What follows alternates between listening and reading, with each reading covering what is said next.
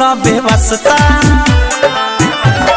ढोरीपुर में पान खइह जौबनपुर में नसता, मोहन काला ताजा राजा कहट जाई रसता। आवा हमारा लंदन जाता रह तू तो लंदन, आवा हमारा लंदन जाता रह तू तो लंदन।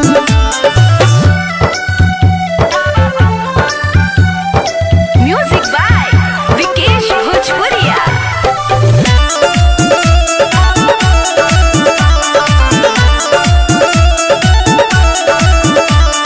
चोली बाजार में बोली ना बोली हो, लहंगा नगर बा पीछे में गलिया गली में मलिया सा पास बनोट घींचे में।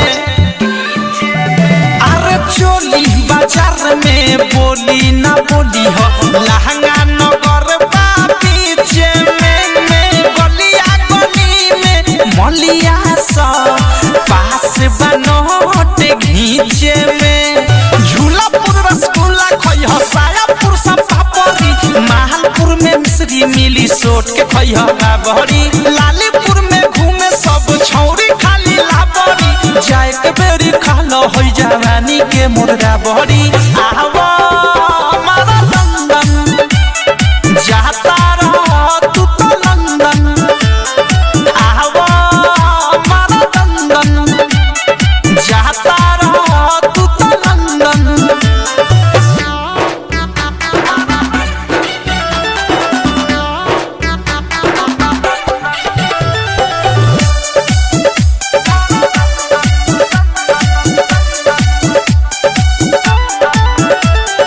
सारी नगर में या गाड़ी ना जइह, कमर नगर ना तो छूट जाई। ई जांग नगर में धांग के मारी ए राजा मुहरा उर फूट जाई।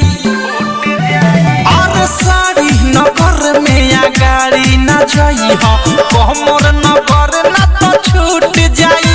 ई जांग नगर में धांग के मारी ए राजा मुहरा उर फूट जाई। पेट नगर में लेट न करिह, लोगों हक के ढीठ बा, आगापुर से पाछा अइब चौथे एगो पीठ बा। राइटर थारू अवधेश फरियाद जदी चीत बा, चुमा लेके देखई मिठाइयों से मीठ बा।